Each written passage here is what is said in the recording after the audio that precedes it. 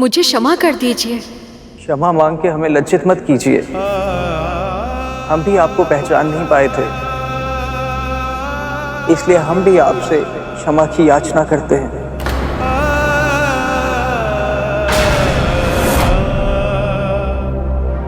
आप तो अपनी माँ की आज्ञा का पालन कर रहे थे, इसलिए आप हमें क्षमा कर दीजिए। यदि हम सब ऐसे ही एक दूसरे से क्षमा मांगते रहे तो सारा समय तो ऐसे ही बीत जाएगा।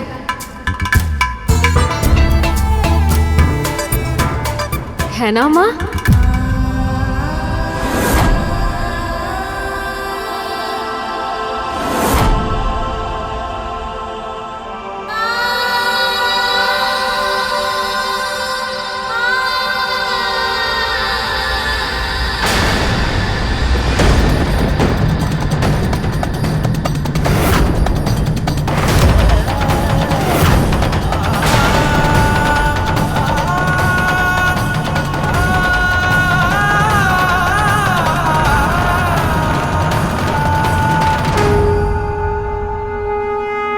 पिताश्री, माँ को क्या हुआ? ये मुझसे बात क्यों नहीं कर रही? मुझसे क्रोधित है क्या?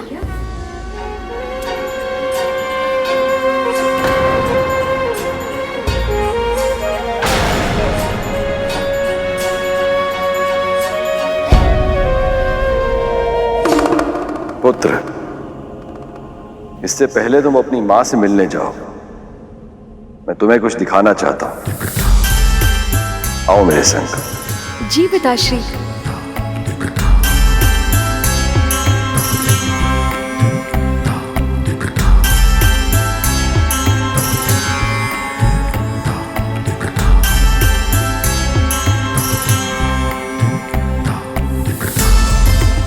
पुत्र, इससे पहले कि तुम अपनी माँ से कुछ कहो, एक बार अपना नया स्वरूप देख लो। नया स्वरूप?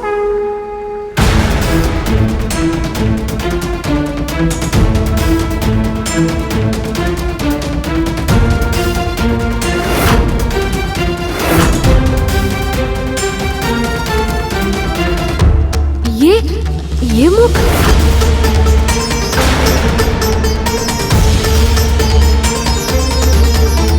पिताश्री, मैं समझ गया। माँ को जो ममता मेरे पुराने रूप से थी, वो इस स्वरूप से नहीं है। उन्हें मेरा ये नया मुख प्रिय नहीं लगा है पिताश्री, इसीलिए तो उन्होंने मुझसे बात तक नहीं की। तुम्हारा मुख अवश्य बदल गया हो पुत्र, पार्वती का हृदय नहीं बदला, और ना ही बदला है हृदय में प्रेम। पार्वती अपने पुत्र से अथाह सीमित प्रेम करती हैं। मुख बदलने पर भी तुम हो तो पार्वती के ही पुत्र ना। तुम देखना, तुम्हारी मां तुमसे और अधिक, बहुत अधिक प्रेम करेंगी। तुम्हारा यह नया स्वरूप उनके हृदय में सदैव के लिए समा जाएगा। और सत्य तो यह है पुत्र, अगर तुम भी विचार करोगे, तुम्हारा नया मुख पुराने मुख से कहीं अधिक उत्तम है।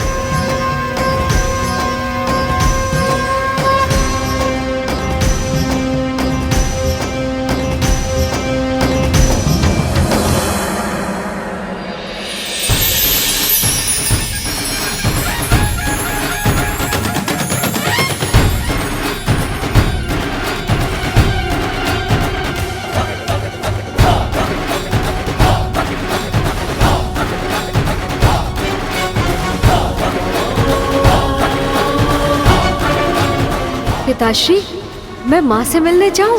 अवश्य।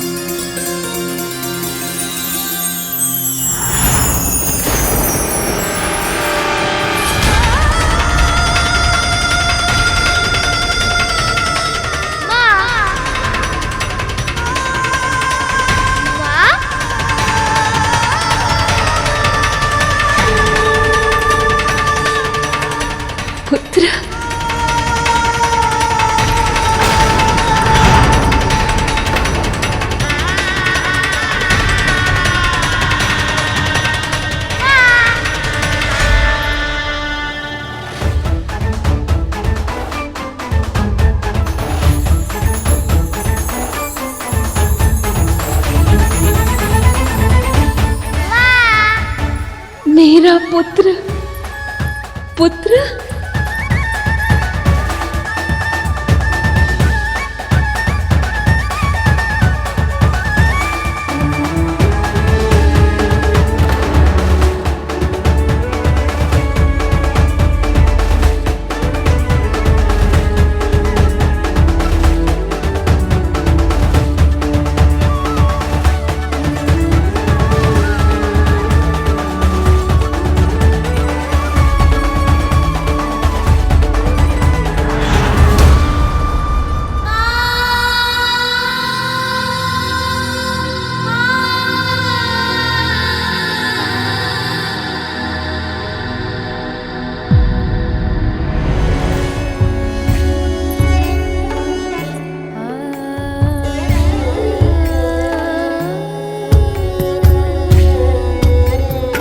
कमल के पुष्प की तरह था वो खिला हुआ मुख।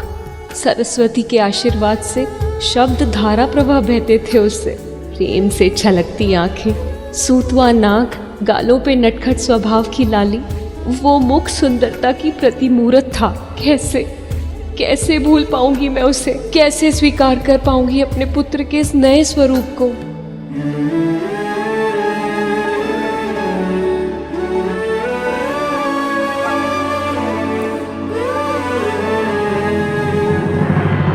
माँ कहाँ है?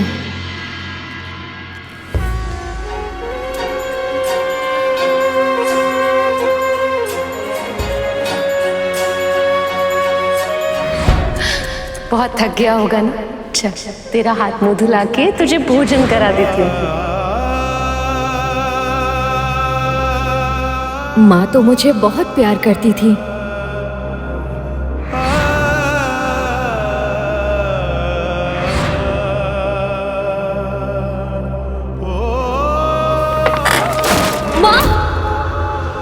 मेरा पुत्र,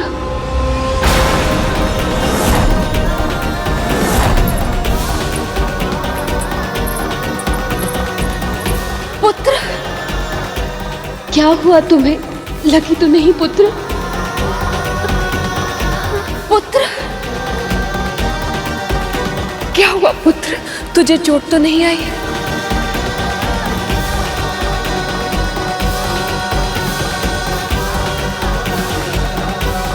जो चोट आपको लगी है माँ, उसके सामने ये चोट तो कुछ भी नहीं है, क्योंकि वो चोट आपको मैंने दी है।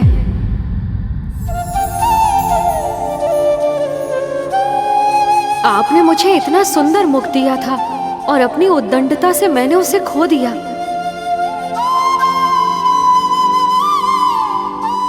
पर माँ, ध्यान से देखिए तो मेरा ये मुख भी कितना अच्छा है ना।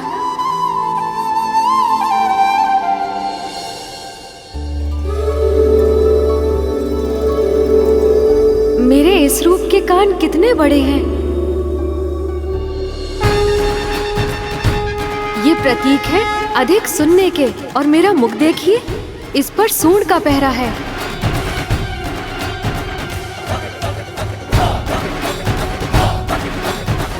पहले कान बड़े नहीं थे और मुख पर पहरा नहीं था, इसीलिए मैंने किसी की बात पर ध्यान ही नहीं दिया। बिना सुने बस बोलता ही चला गया और परिणाम क्या हुआ? पिताश्री और अन्य सभी को अपने साथ युद्ध के लिए विवश कर दिया मैंने और अपना पुराना शीश गवा दिया।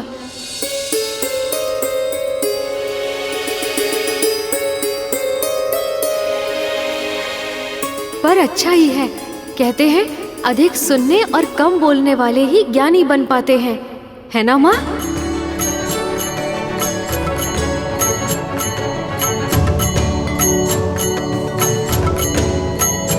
और हाँ, जो एकाग्रता और सूक्ष्मता से किसी वस्तु को देखे, वही उसे सही ढंग से समझ पाता है। इसीलिए तो देखिए, मेरी ये नई आंखें सूक्ष्मता और एकाग्रता से देखने में पूरी तरह सक्षम है।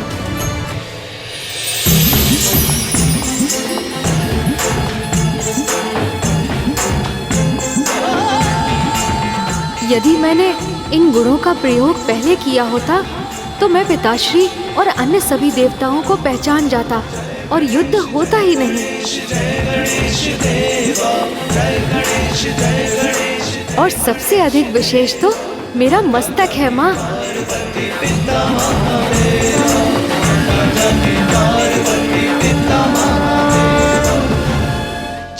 बुद्धिमत्ता का प्रतीक और ऐश्वर्य का भी,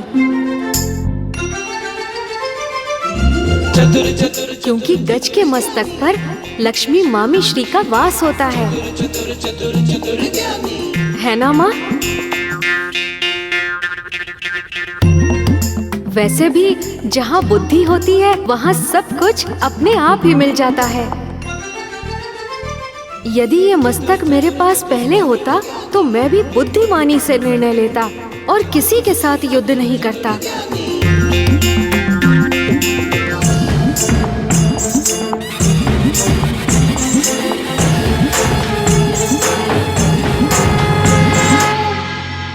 आप तो अब तक मौन है, बोलिए ना माँ, मेरा ये रूप सचमुच अच्छा है ना?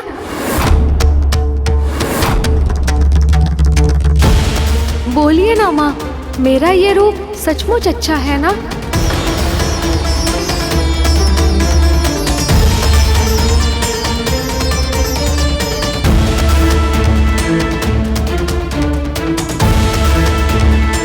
मेरा पुत्र।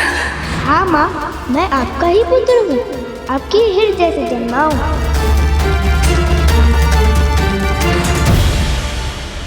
माँ बताइए ना, मैं अच्छा हूँ ना?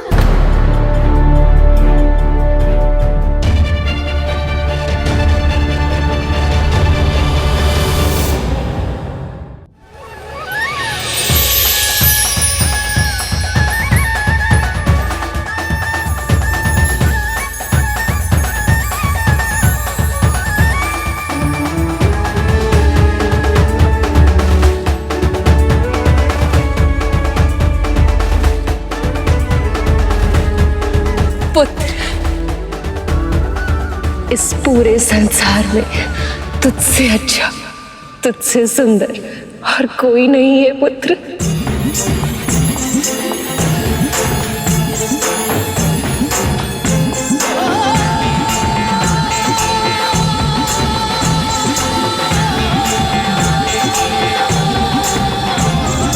जय गणेश जय गणेश जय गणेश देवा, जय गणेश जय गणेश जय गणेश देवा। माता जाति पार्वती पिता महादेवा, माता जाति पार्वती पिता महादेवा, माता जाति पार्वती पिता महादेवा।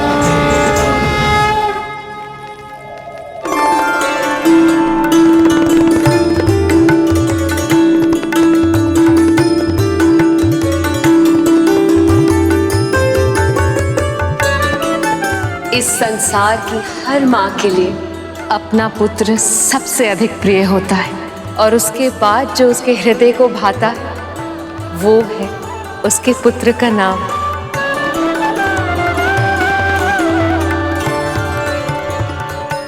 और इसीलिए आज मैं तेरा नामकरण करूंगी। तेरे इस गजमुख के कारण आज से तेरा नाम गजानन होगा। आज से तेरा नाम गजानन होगा। आज से तेरा नाम गजानन होगा। आज से तेरा नाम गजानन होगा।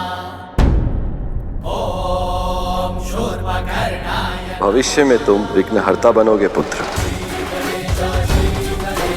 तुम्हारे होने से किसी भी पूजा अनुष्ठान और शुभ कार्य में कभी विघ्न नहीं आएगा।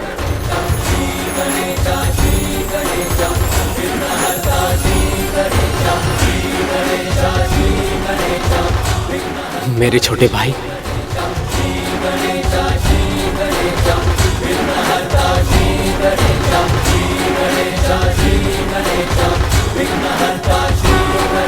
प्रणाम भ्राता।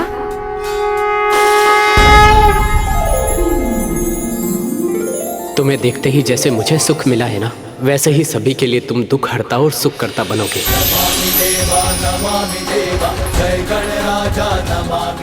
पुत्र, तुम महान कार्य करोगे जिसके कारण न केवल साधारण मनुष्य बल्कि देवता भी तुम्हारी पूजा करेंगे। प्रथम पूज्य बनोगे तुम। हाँ पुत्र, हम सबसे पहले तुम्हारा पूजन होना अनिवार्य होगा।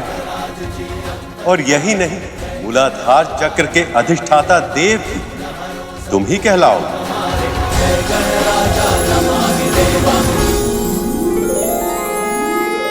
आपका तेज और प्रताप 10 दिशाओं में व्याप्त होगा। जो आपको पूजेंगे उनकी सारी मनोकामनाएं पूरी होंगी। कितना सौभाग्यवान हूँ मैं कि मुझे आप सभी का आशीर्वाद मिला है। पर जिनके कारण मुझे ये नया स्वरूप मिला, बस उन्हीं का आशीर्वाद नहीं मिला मुझे।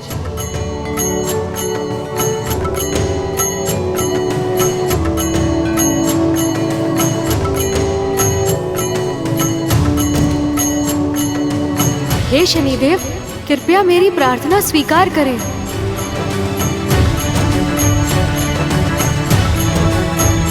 कृपया मुझे दर्शन दें।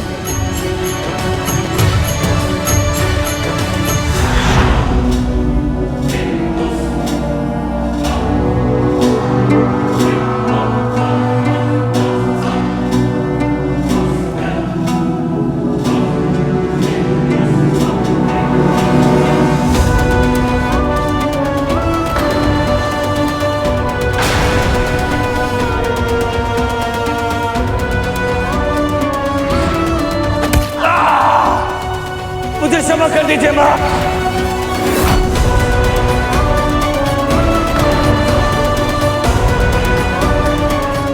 मेरा धन्यवाद स्वीकार कीजिए शनिदेव।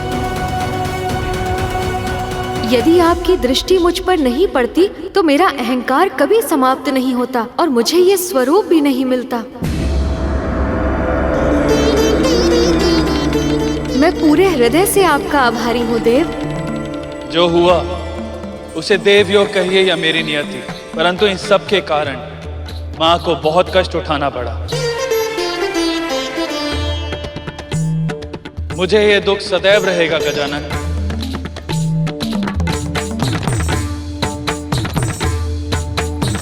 विधि के विधान से हम सब बंधे हैं शनिदेव। आपके पांव पर आघात करके मैंने आपको दंड दिया था। ये दंड अब मैं आपको सौंप रही हूँ शनिदेव। इस दंड के रूप में मेरी शक्ति सदैव आपके साथ रहेगी शनिदेव।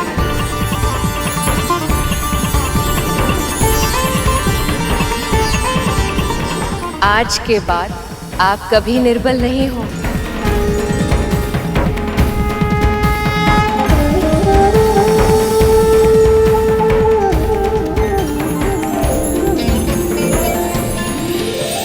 माँ, श्री गणेश विघ्नहर्ता श्री गणेश, श्री गणेश विघ्नहर्ता श्री गणेश, श्री गणेश विघ्नहर्ता श्री गणेश, श्री गणेश विघ्नहर्ता श्री गणेश।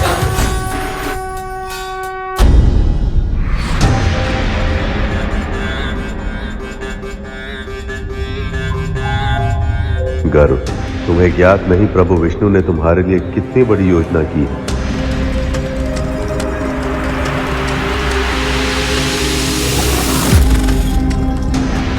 तुम्हारे जीवन की सबसे बड़ी परीक्षा अब आरंभ होगी। जिस दिन गणेश को अपना गजमुख मिला और इनका ये स्वरूप पूर्ण हुआ, वो आज का ही दिन था। भाद्र शुक्ल पक्ष की चतुर्थी। तब से इस दिन सभी देवी देवता कैलाश जाते हैं और पूरे शिव परिवार के साथ भगवान गणेश का जन्मोत्सव मनाते हैं। आज भी वहीं एकत्रित होंगे सब। नारायण नारायण।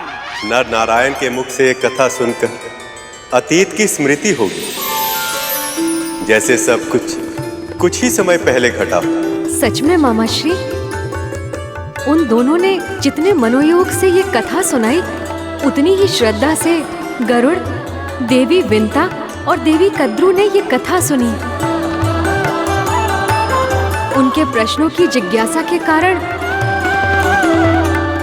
मेरे जन्म और इस अवतार की कथा के पीछे का सार भी सभी को सरलता से समझ आ पाया, जिससे इस कथा को सुनने वाले अन्य श्रोताओं का कल्याण भी अवश्य होगा।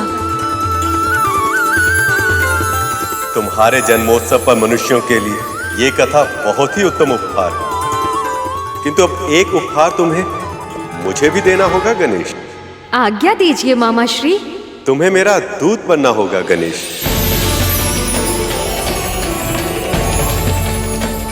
और मेरे प्रिय भक्त तक मेरा संदेश लेकर जाना होगा। आप जैसा चाहते हैं वैसा ही होगा।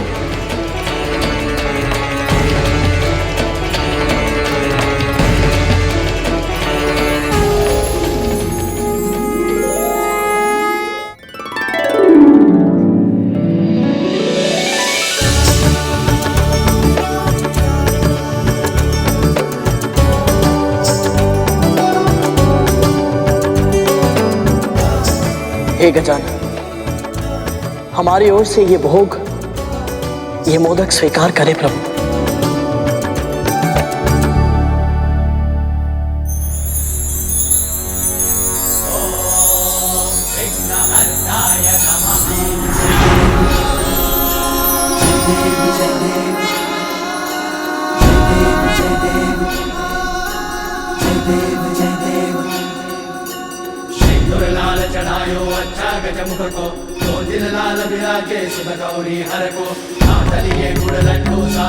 प्रभु,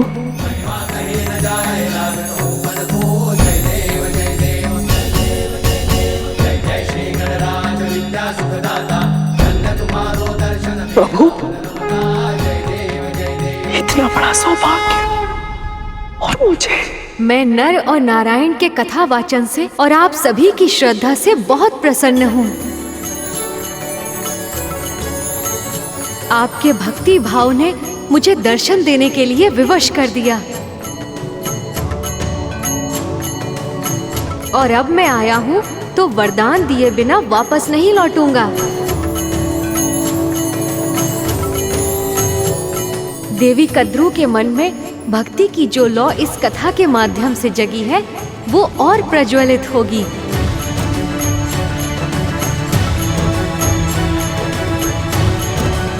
आपका बहुत बहुत धन्यवाद गजानन, बहुत बहुत धन्यवाद।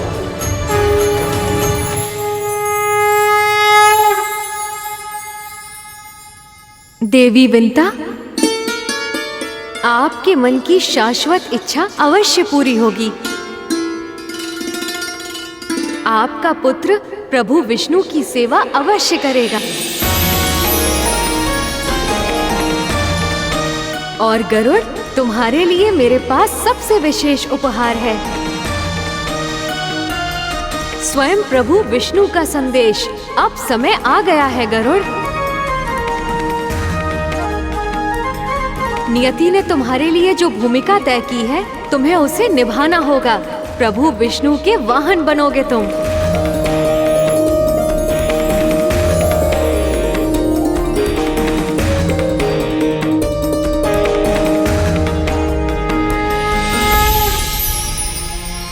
क्या ये सत्य है प्रभु? सत्य है गरुड़। माँ, मैं कैसे ये? प्रभु तुम्हारी प्रतीक्षा कर रहे हैं गरुड़। जाओ, अपना दायित्व संभालो। तुम्हारा कल्याण हो।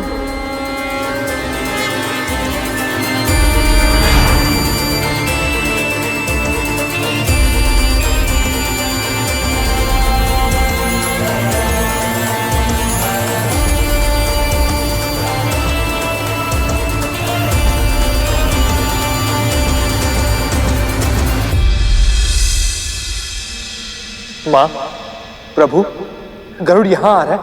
वो यही रहेगा ना हमारे साथ? ये तो बहुत ही प्रसन्नता की बात है। हाँ शेष, गरुड़ अब अपनी नियति के साथ न्याय कर पाएगा।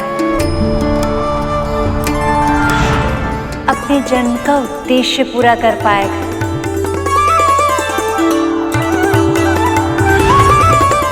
अपने प्रभु का वाहन बन पाएगा। और सत्य कहूं तो मैं ना केवल प्रसन्न हूं बल्कि उत्साहित भी हूं। गरुड़ का स्वागत करने के लिए मैं आतुर हूं।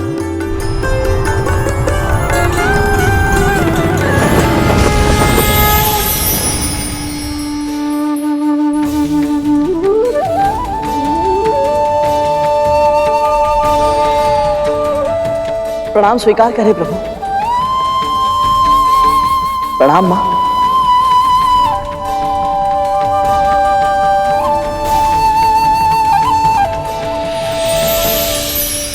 प्रणाम भैया।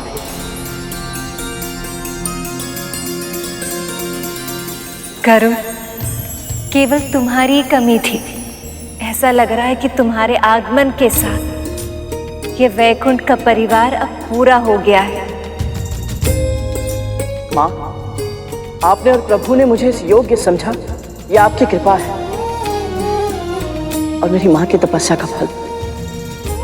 तभी तो मुझे वो सौभाग्य मिल रहा है जो बड़े बड़े देवता तक को नहीं मिला। तुम्हें अवसर मिल रहा है गरुड़, इसे सौभाग्य में बदलना भी शेष है। कर पाओगे? क्या मेरा भार उठा पाओगे तुम? अवश्य उठा लूंगा प्रभु। मैंने तो मंदराचल भी उठा लिया था। आप बस आदेश दीजिए प्रभु। मैं अपना दायित्व निभाने के लिए, आपका वाहन बनने के लिए बहुत आतुर हूं। मन तो कर रहा है कि मैं इसी क्षण आपको अपने ऊपर बैठा लूं और अनंत गगन की ऊंचाइयों में खो जाऊं। गरुड़ के भीतर जो शक्तिशाली होने का अहंकार जन्म ले रहा है, इसे शीघ्र ही रोकना होगा मुझे। सारे संसार का भ्रमण बस एक ही बार में कर लूंगा। अवश्य कर ले, किंतु उससे उपरांत मेरी कनिष्ठा उंगली का भार उठाकर तो देखो।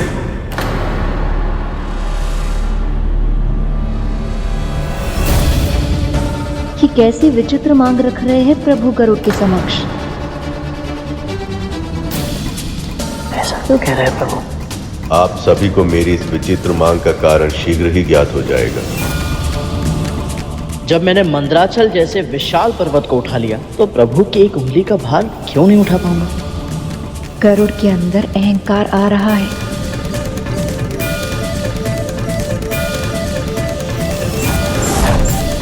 कहीं प्रभु गरुड़ पर क्रोधित न हो जाए।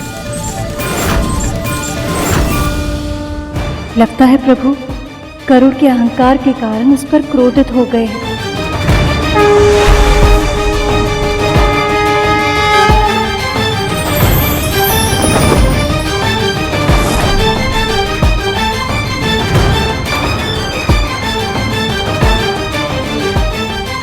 गरुड़ को अभी भी बहुत ज्ञान अर्जित करना शेष है।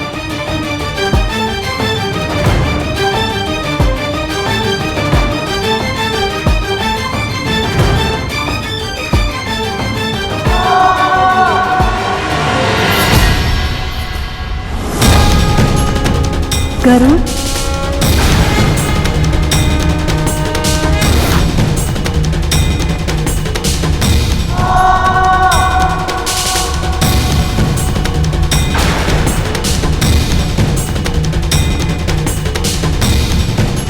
प्रभु, ये क्या हो गया?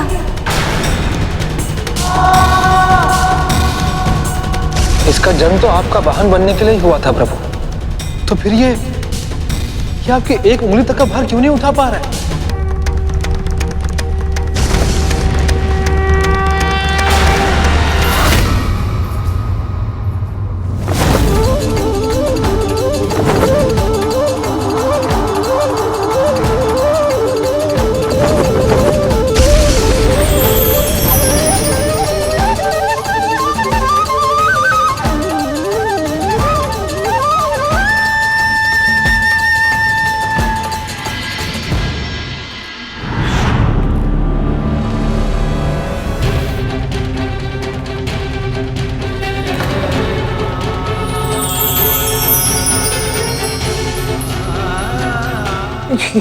ये क्या हो गया?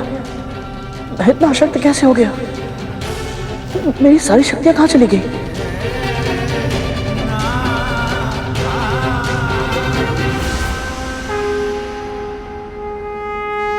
प्रभु, मैं तो आपकी सेवा करने के लिए आया था, तो मैंने आप ही को निराश कर दिया।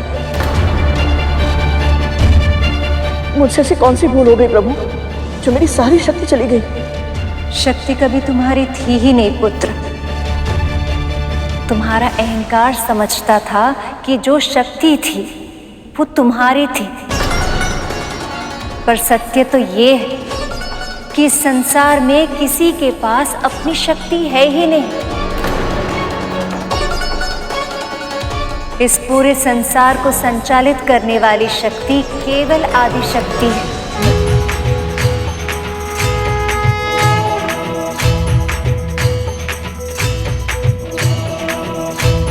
उन पराशक्ति की शक्ति ही हम सब में वास करती है।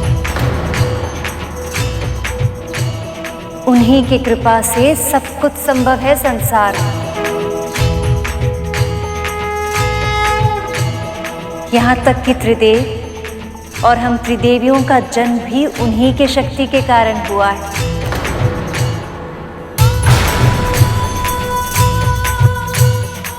इसका अर्थ यह है कि मुझसे बहुत बड़ी भूल हो गई। माँ, मैं अपनी इस भूल को कैसे सुधारूं?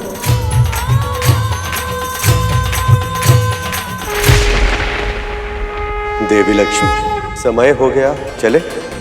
कहाँ प्रभु? आप गरुड़ के वैकुंठ के आने के उत्साह में भूल गई कि हमें विंध्याचल क्षेत्र में जाकर नवरात्रि की पूजा और व्रत करना है। और ये हमारे विवाह के बाद पहली नवरात्रि। अवश्य प्रभु, चलिए।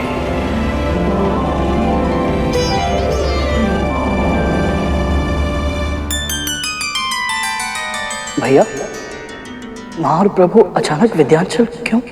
गरुड़, माँ और प्रभु हर वर्ष नवरात्रि के समय में विंध्याचल देव के क्षेत्र में जाकर साधारण मनुष्य की तरह व्रत पूजन करते हैं। इस समय भी ये वहीं जा रहे हैं।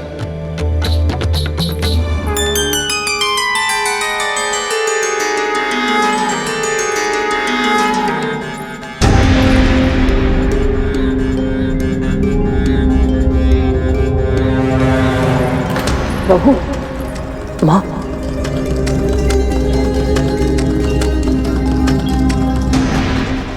मुझे भी अपने साथ ले चलिए ना।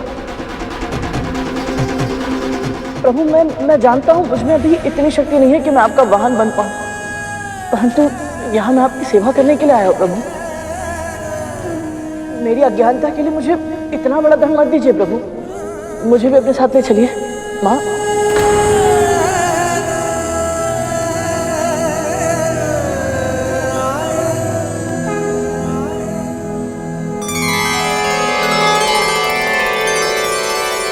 ठीक है पुत्र, चलो।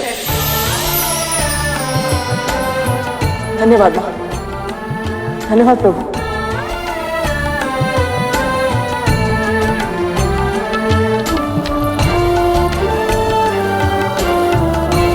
ये यात्रा तुम्हारे लिए मंगलमय हो भाई। प्रभु का वाहन बनने की शक्ति शीघ्र ही मिले तुम्हें। जय मां भगवती, जय मां विंध्यवासिनी, जय मां। प्रभु विष्णु और माता लक्ष्मी मेरे समक्ष।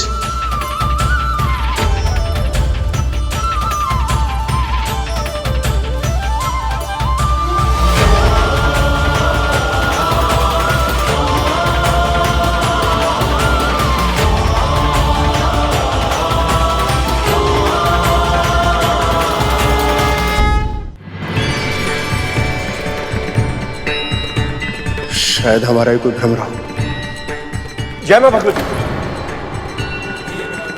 श्रीमान, क्या आप हमारी सहायता कर सकते हैं? मुंह देखते समझ में आ गया था हमें कि कछु ना कछु तो आप हमसे अवश्य ही मांगने वाले हो।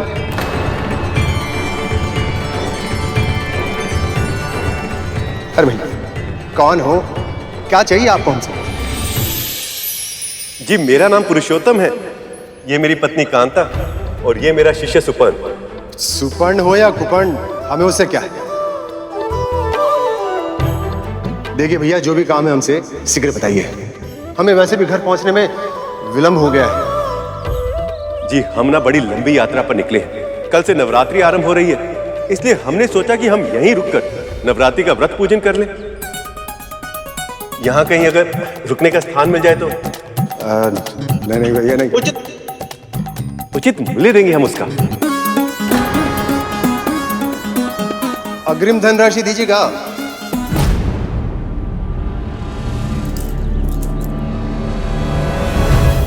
जी अवश्य। हमारे घर में भी लक्ष्मी हमारी धर्मपत्नी के पल्लू से ऐसी बंधी रहती है। देखिए, हमें इस बारे में अपनी धर्मपत्नी से बात करनी होगी। अगर उनकी सहमति हुई तो हमें कोई आपत्ति नहीं है। पूछते हैं ना, कौन रहेगा कौन नहीं, इसका निर्णय तो घर की स्त्री ही करती है। जी जी बिल्कुल, वैसे हमारे घर के भी सभी निर्णय ना यही लेती हैं। घर घर की यही कहानी है भैया। विंध्याचल गिरजापुर में आपका स्वागत है मां भगवती की कृपा से। आइए आइए। ये व्यक्ति बहुत ही विचित्र है, प्रभु ने इसे ही क्यों चुना?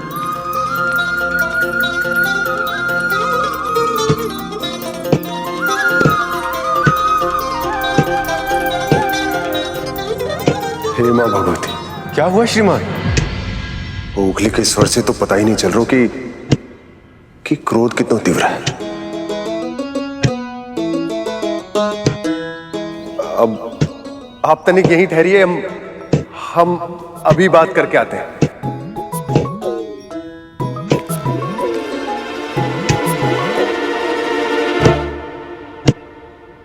ना समय लगता है स्नान करने में, कब से भोजन बनाकर प्रतीक्षा कर रहे हैं। भोजन को बार बार चूल्हे पर गर्म करने से उसका सारा पोषण समाप्त हो जाता है। जीवन में कोई अनुशासन है या नहीं?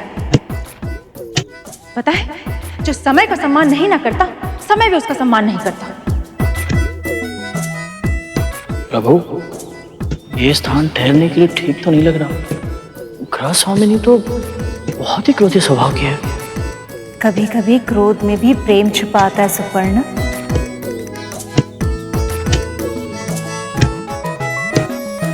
लो, अब आ रहे। जब बाहर होते हैं तो घर की कोई सुध बुद्धि नहीं होती आपको। थोड़ा धीरे स्वर में बात कीजिए ना, अन्यथा जो अतिथि आए वो कहीं उल्टे पांव ना लौट जाए।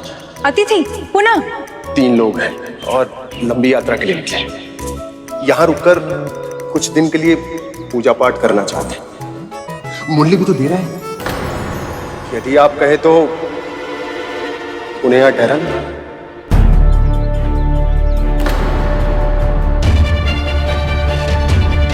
इनके स्थान पर आकर नव दुर्गा की कथा सुनाने के पीछे इनका ही कल्याण निहित है और इनके कष्ट हरने हम स्वयं पृथ्वी लोक पर आए हैं। यदि शास्त्री जी की धर्मपत्नी ने हमें अनुमति नहीं दी तो इनके पिछले कर्म और पीड़ा को सुधारने का अवसर इस नवरात्रि के बाद कभी नहीं आएगा।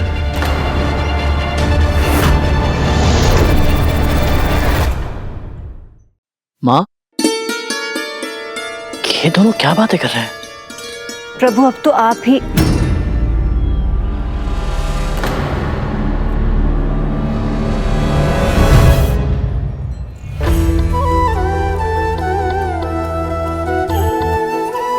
प्रभु गौ माता में छिपी मां शक्ति के रूप को निहार रहे हैं।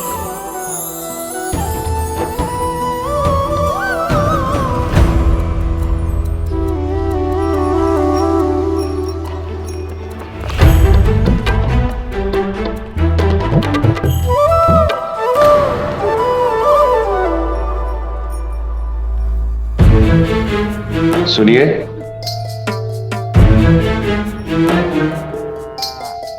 बहुत ही कठिनाई हुई है भैया, परंतु मान गई।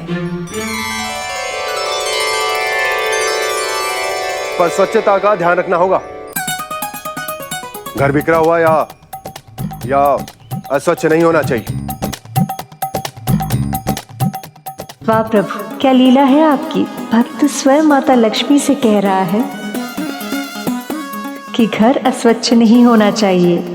वो बूझते हैं ना, यदि घर में अस्वच्छता हो तो घर की लक्ष्मी द्वार से ही लौट जाती है, भगवती की कृपा से। इसे ज्ञात भी नहीं कि लक्ष्मी स्वयं इसके घर में इसके जीवन को संवारने आई है। जी मैं जानता हूं। और आप चिंता बिल्कुल भी मत कीजिए, मेरे होते हुए लक्ष्मी को आपके घर से नहीं जाने दूंगी। मेरे प्रभु कितने उदार हैं, एक सामान्य मनुष्य बन के अपने एक भक्त के घर रह रहे हैं। ये विनम्रता, ये उदारता मेरे लिए कितना बड़ा ज्ञान है। और घर में कोई तोड़फोड़ नहीं होनी चाहिए। अगर किसी प्रकार की कोई क्षति या हानि हुई तो समझ गया।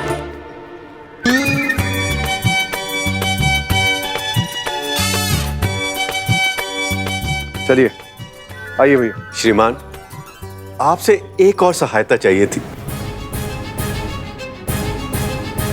हाट से सामान लाने के लिए यदि आपकी बैलगाड़ी मिल जाती तो।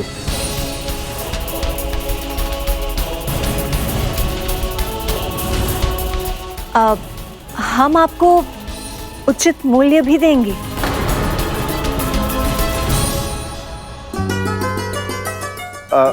हाँ, अगर मूल्य देंगे तो, परंतु तीव्र गति से भगाने के लिए हमारे बैलों पर चाबुक इस्तेमाल नहीं कीजिएगा आप। जी आप बिल्कुल निश्चिंत रहें।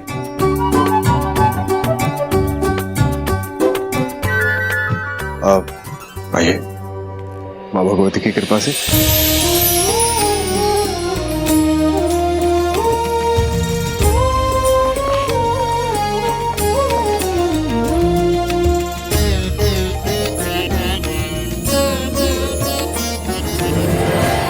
ये स्थान तो कितने समय से बंद था, लेकिन फिर भी कितना स्वच्छ है ना प्रभु।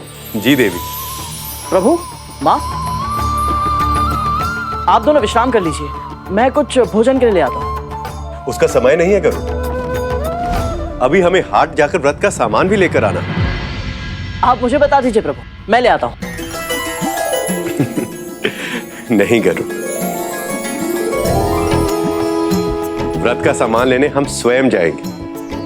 श्री माता के पूजन से संबंधित सभी कार्य स्वयं करने से ही पूरा पुण्य मिलता है। चलें देवी।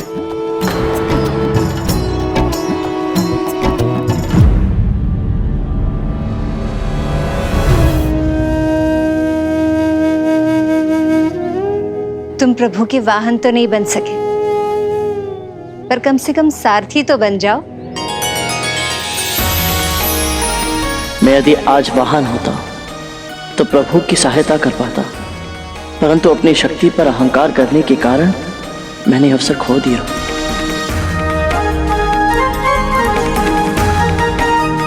धन्यवाद माँ।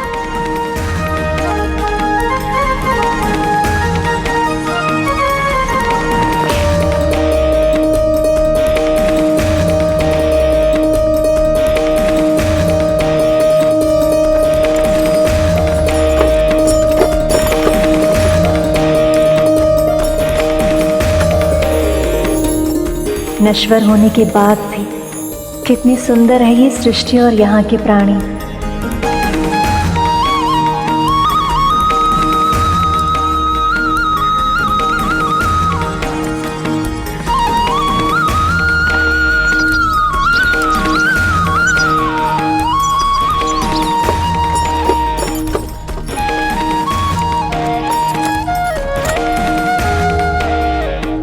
कितनी अद्भुत लीला है प्रभु विष्णु की। देवी, कितना मनमोहक दृश्य है ना। सत्य प्रभु, सभी 14 भुवनों में से इस पृथ्वी लोक की और पंच तत्वों से निर्मित देहधारी उनके प्राणियों की तो छटा ही निराली है। गरुड़, रुको।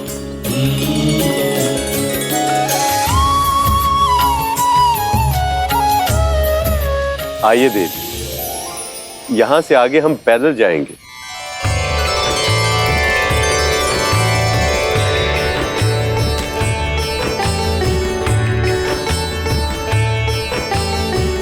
मामा श्री को मनुष्यों की तरह रहने में अत्यधिक आनंद आ रहा है।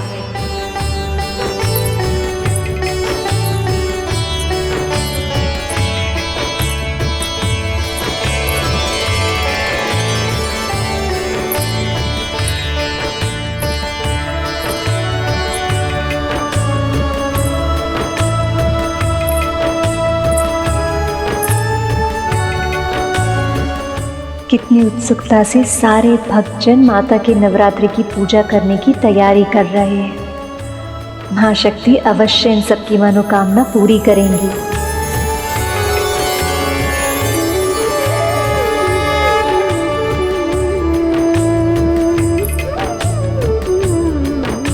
मनुष्यों की सद्भावना और भक्ति ही है जो मुझे इसका संचालन करने के लिए और प्रेरित करती है।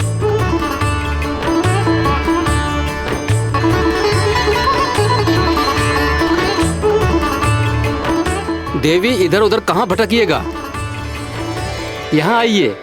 एक ही स्थान पर आपको सारी वस्तुएं मिल जाएंगी।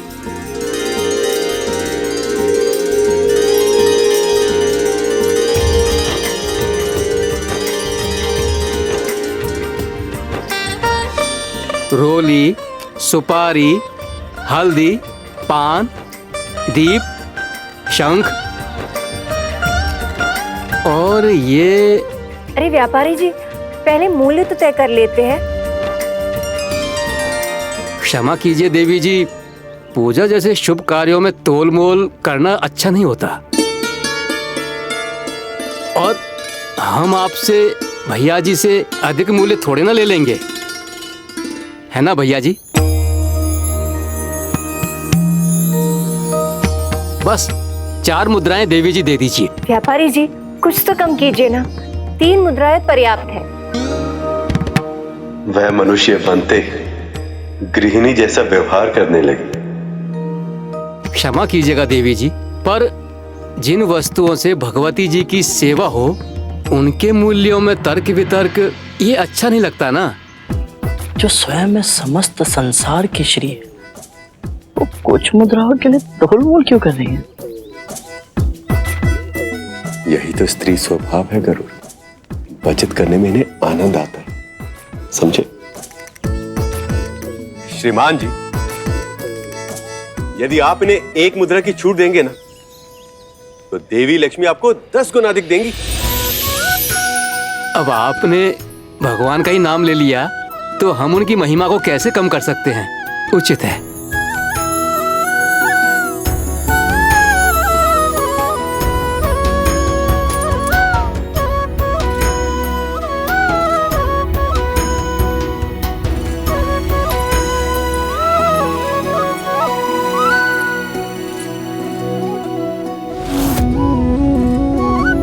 श्रीमान जी, तनिक ये जलेबी चखाइए।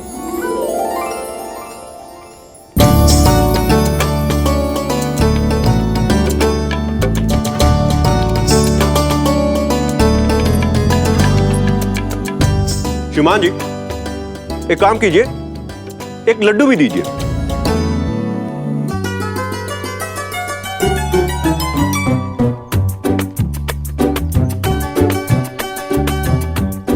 इतने सारे पकवान देखकर तो मामा श्री के मुंह में पानी आ रहा होगा, क्योंकि इतना दूर होकर भी मुझसे नहीं रहा जा रहा।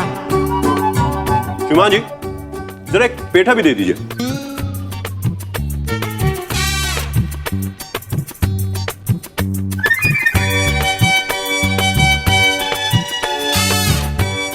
अब ये क्या लीला कर रहे हैं प्रभु? पृथ्वी में आके मनुष्य की तरह ही व्यवहार कर रहे हैं। श्रीमान जी, एक काम कीजिए, बर्फी भी चखवाइए।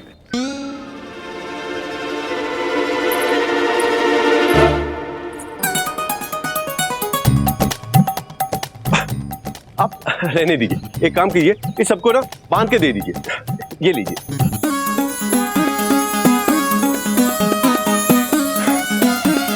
दीजिए।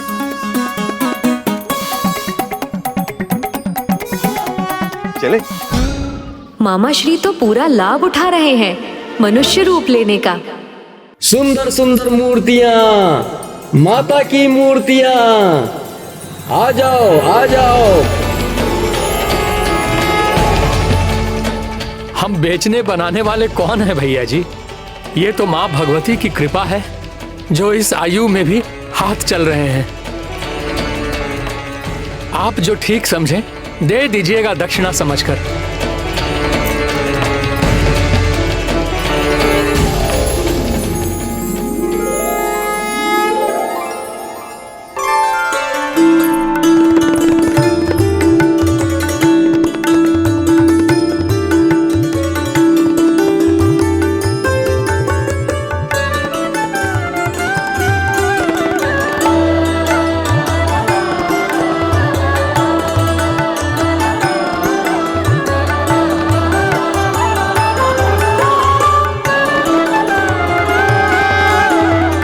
बाबा जी हमें ये वाली दे दीजिए। जी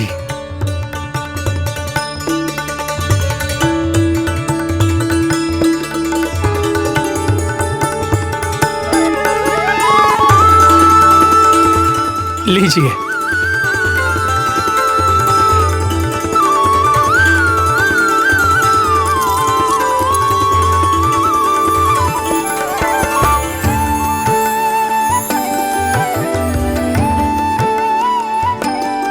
सच में भगवान को केवल भाव से ही जीता जा सकता है।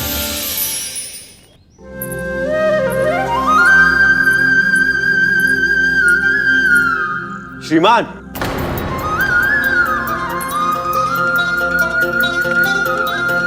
प्रभु, हम पूजा की तैयारियां करते।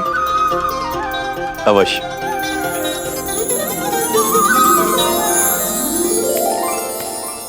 श्रीमान, कल हमारे यहाँ नवरात्रि का पूजन और कथा वाचन, आप दोनों अवश्य पधारिएगा। श्रीमान, हमारी धर्मपत्नी को अन्य लोगों से मिलना थोड़ा कम प्रिय है।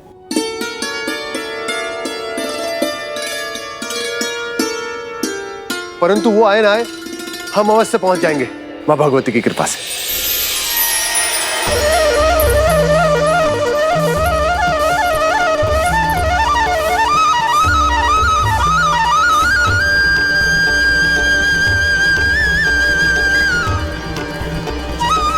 भगवान विष्णु और माता लक्ष्मी को मनुष्य की तरह रहने में अत्यधिक आनंद आ रहा है। प्रभु, कितनी अद्भुत लीला है उनकी। हाँ मूषक जी, वो अपने भक्तों का उत्थान तो कर ही रहे हैं, स्वयं उनके घर में रहकर। साथ ही माता शक्ति की नवरात्रि की पूजा भी स्वयं मनुष्यों की तरह करके सृष्टि के समक्ष इस बात का प्रमाण भी प्रस्तुत कर रहे हैं कि माता शक्ति के लिए उनके सारे भक्त एक समान हैं। देवी, सभी कार्य स्वयं करेंगी या कुछ मुझे भी करने देंगी?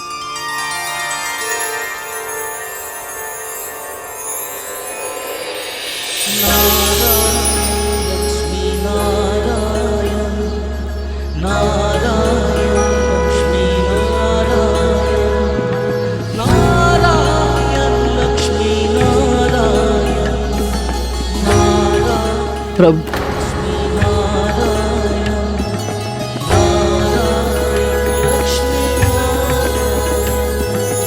जग के पालक हैं नारायण, लक्ष्मी नारायण। जग के पालक हैं नारायण, लक्ष्मी नारायण।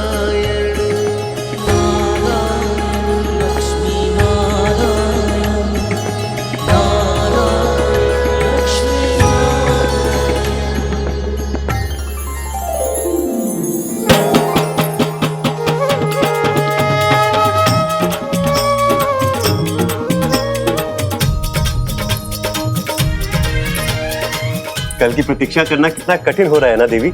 हाँ प्रभु, मेरी मन की भी ना यही दशा है। पर प्रभु, वैसे वो कल दिन का प्रथम प्रहर आरंभ होने के समय पक्का आ जाएंगे ना? देवी, हर वर्ष आती है ना, तो इस वर्ष भी अवश्य आएंगी। हाँ प्रभु, पर मैं ना उनके दर्शन की प्रतीक्षा ही नहीं कर पा रही हूँ।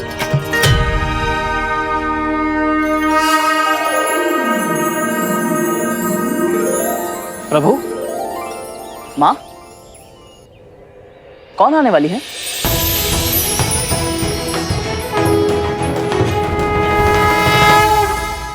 गरुड़ को ज्ञात नहीं है कि अभी कितने चमत्कारी दृश्य के साक्षी बनने वाले हैं हम सब। माता शक्ति, माँ ललिता स्वयं मामा श्री और मामी श्री को दर्शन देने वाली हैं। कल स्वयं देख लेना।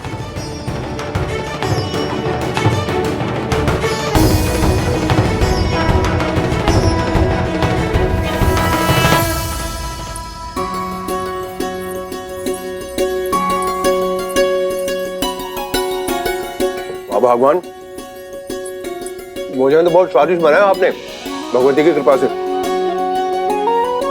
रात भर तो ही जा रहा हूं। भोजन तो वैसा ही बनाया है जैसे प्रतिदिन बनाते हैं। हम देख रहे हैं जब से ये अतिथि घर आए हैं आप कुछ अधिक प्रसन्न रहने लगे हैं। वो क्या है ना भगवान, वो लोग कल से व्रत और कथा प्रारंभ कर रहे हैं। तो क्या है ना, हम सोच रहे थे कि हम भी वहां जाकर कथा का सार क्यों नहीं ले लेते, भगवती की कृपा से। आपको जाना है आप जाइए, कथा सुनिए, पूजन कीजिए। हम नहीं जाएंगे।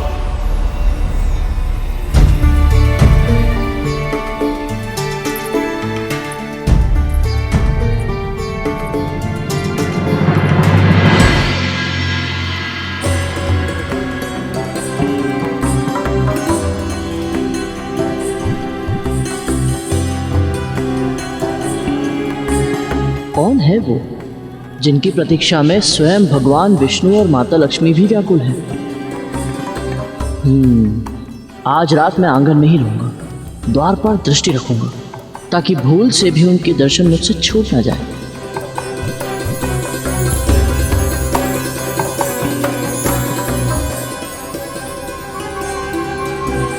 कब आएंगी वो? हर वर्ष की भांति उनके दर्शन को मन तो बहुत ललाहित है। मामा श्री और मामी श्री मनुष्य रूप में क्या चले गए? उनके भाव, उनकी उत्सुकता, उनकी प्रतिक्रिया मनुष्यों की तरह हो गई है।